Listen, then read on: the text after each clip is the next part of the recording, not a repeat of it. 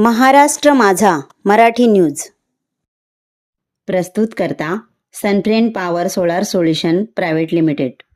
प्रत्येक सणासाठी, प्रत्येक नात्यासाठी विश्वासाचं एकच नाव, ममता ज्वेलर्स उरण। शुद्ध सोनं, सुंदर दागिने, ममता ज्वेलर्स। नवी मुंबईतील तरुणांना नोकरीचे आमिष दाखवून त्यांच्याकडून पैसे उकळले आणि संबंधित इसम प्रसार झाला।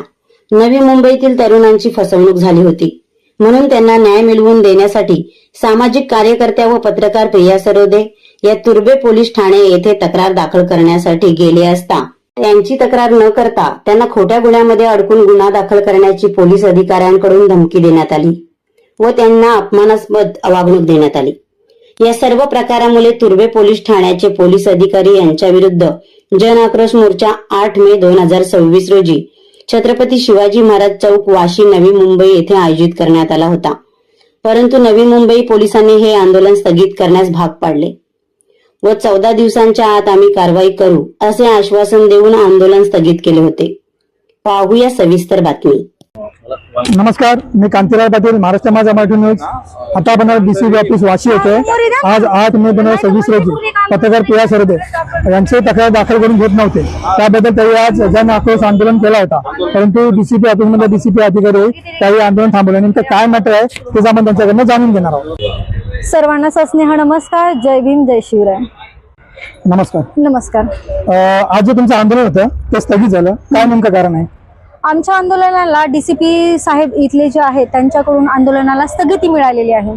आंदोलनाला स्थगिती ह्या कारणामुळे मिळाली आहे की त्यांनी आम्हाला आश्वासन दिलेलं आहे की येत्या 14 दिवसामध्ये जे कोणी तुमचे आरोपी असतील किंवा तुमच्या ज्या तक्रारी आहेत त्या 14 दिवसाच्या आत त्या गोष्टीचं आम्ही निवारण करू आणि मुलांना आणि जे काही बांधव आहेत त्यांना न्याय आम्ही आमच्या पद्धतीने मिळवून देऊ, असं त्यांनी आश्वासन देऊन आम्हाला आमच्या आंदोलनाला स्थगिती त्यांनी दिलेली आहे।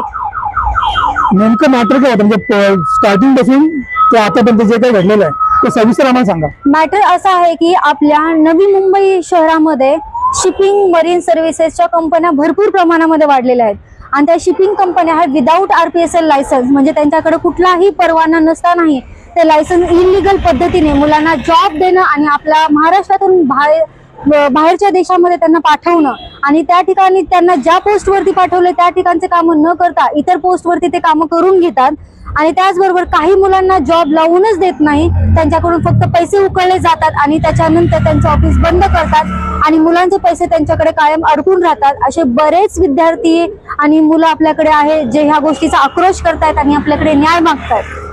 म्हणून हे आंदोलन आम्ही छेडण्याचा इशारा दिलेला होता प्रशासनाला। मग प्रशासनामार्फत न्याय मिळाला असं तुम्हाला वाटतंय? बिलकुल नाही, प्रशासनामार्फत आम्हाला कुठल्याही पद्धतीचा पॉझिटिव्ह रिस्पॉन्स येतच नाहीये, कारण की आम्ही जर प्रशासनाकडे गेलो तर आमच्याशी प्रशासन हुज्जत घालण्याचा प्रयत्न करते।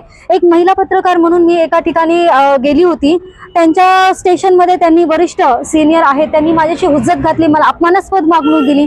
अशा पद्धतीचे आम्हाला प्रशासनाकडून भावना येत आहे, आम्हाला अपमान करत आहे सरकार। मग आम्ही जायचं तरी कोणाकडे?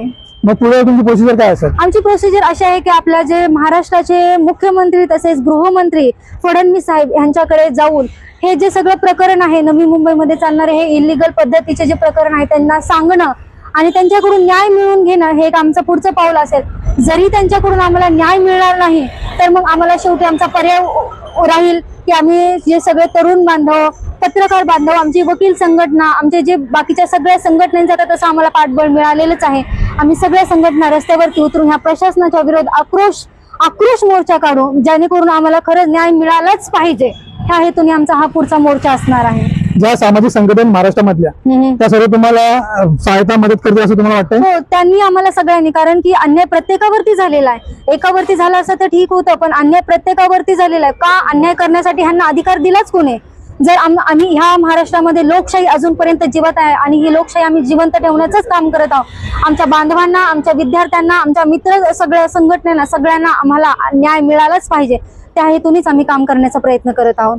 प्रशासकीय अधिकाऱ्यांनी न्याय जर मिळाला नाही तर मग पुढची तुमची भूमिका काय असेल? पुढची भूमिका आमची हेच असेल की आम्ही रस्त्यावरती उतरून मग आमच्यावरती भलेही 10 केसेस पडतील, आम्ही त्या सगळ्या केसेस स्वीकारायला तयार आहोत, पण आम्ही आंदोलन आणि मोर्चा आमच्याकडून छेडले जातील आणि जो काही मुलांचा इतर संघटनेचा जो स्फोट होईल ह्याला सर्वस्वी जबाबदार हे आपलं सध्याचं सरकार आणि हे प्रशासनच राहील। आज तुमचा आंदोलन होता छत्रपती शिवाजी चौक वाशी येथे, ते डीसीपी ऑफिस मध्ये जे सहाय्यक अधिकारी आहेत, थांबवलेलं आहे. आता तुम्ही डीसीपी ऑफिसला गेला होता, तिथे तुमचं काय झालं, काय बोलणं झालं? त्यांनी आम्हाला आश्वासन दिलेलं आहे की तुम्हाला आम्ही पूर्णतः न्याय देण्याचा प्रयत्न करू. जे काही मुलांच्या समस्या आहेत, मुलांना जे काही त्यांची फसवणूक झालेली आहे, त्या सगळ्या विद्यार्थ्यांना आम्ही न्याय देण्याचा प्रयत्न करू. तसेच तुमच्या कुठल्या अजून बांधवांवरती पण अन्याय झालेला आहे, त्यांच्या केसेसही आम्ही हाताळण्याचा प्रयत्न करत आहोत. आणि ज्या विदाऊट RPSL लायसन्स ज्या कंपन्या आहेत त्यांच्यावरती आम्ही आळा घालण्याचा पूर्ण प्रयत्न करू, असं त्यांनी एक आश्वासन आम्हाला दिलेलं आहे. पण हे आश्वासन कितपर्यंत योग्य ठरेल, जोपर्यंत त्यांचा न्याय मिळत नाही तोपर्यंत हे आश्वासन म्हणजे फक्त आश्वासनच राहील.